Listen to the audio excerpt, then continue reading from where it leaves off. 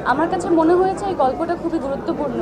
NID যখন একবার print হয়ে চলে আসে সেটাকে সংশোধন করতে আসলে বছরের পর বছর চলে যায়। যখন কোভিড ছিল, আইসিইউ নিয়ে কী ধরনের মারামারি দৌড়াদৌড়ি, আইসিইউর অভাব, আমরাই আসলে পারি এগুলো নিয়ে কথা বলতে। আর্টিস্টের প্রতিবাদ আসলে একটু আর্টিস্টিক ওয়েতেই হয়, তো এটা আমাদের এক ধরনের প্রতিবাদ ছিল। চলচ্চিত্রতে অভিষেক করি, এটা সবসময়ের ইচ্ছে ছিল এবং সবসময় আমাকে যেভাবে দেখে এসেছে, আমার ক্যারিয়ার যদি কেউ ফলো করে থাকে, আসলে আমি সব জনরার কাজ করতেই পছন্দ করি এবং ফিল্মের ক্ষেত্রেও তাই।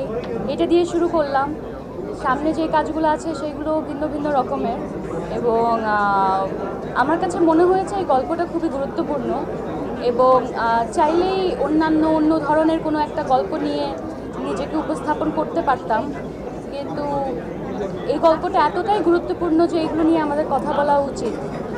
দেখেন, আমরা প্রতিনিয়ত আসলে দেখছি যে অনেক মানুষের প্রাণ আসলে চলে যাচ্ছে শুধুমাত্র অ্যাম্বুলেন্স হসপিটাল পর্যন্ত পৌঁছাতে পারে না সেজন্য। আমরা এটাও দেখছি বিভিন্ন রেস্টুরেন্ট থেকে শুরু করে বিভিন্ন মার্কেট আগুন লেগে যাচ্ছে, ওখানে ঠিক আগুন লেগে গেলে কি করা উচিত ওই ব্যবস্থাটুকু আসলে ঠিক মতো করা নেই।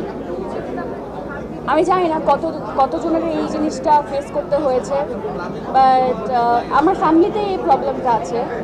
সেটা হচ্ছে এনআইডি যখন একবার প্রিন্ট হয়ে চলে আসে সেটাকে সংশোধন করতে আসলে বছরের পর বছর চলে যায় এবং এই প্রসেসটাই এতটা টায়ারিং যে মানুষ আসলে হাল ছেড়ে দেয়। আর আইসিইউর কথা তো নাই বললাম। আমরা করোনার সময় দেখেছি, যখন কোভিড ছিল, আইসিইউ নিয়ে কী ধরনের মারামারি দৌড়াদৌড়ি, আইসিইউর অভাব।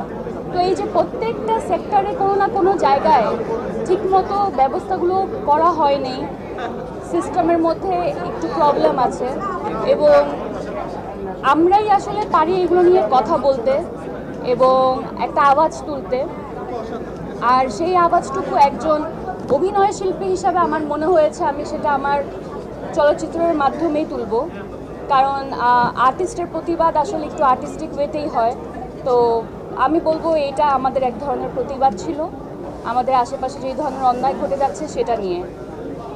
আর সিনেমাটি আপনাদেরকে কতটুকু ভাবাতে পেরেছে সেটা আপনারা হয়তো বা বলবেন, কিন্তু আমাদের জায়গা থেকে আমরা অনেক বেশি চেষ্টা করেছি এমন কিছু ইস্যু তুলে ধরতে যেগুলো নিয়ে আসলে কথা বলা উচিত।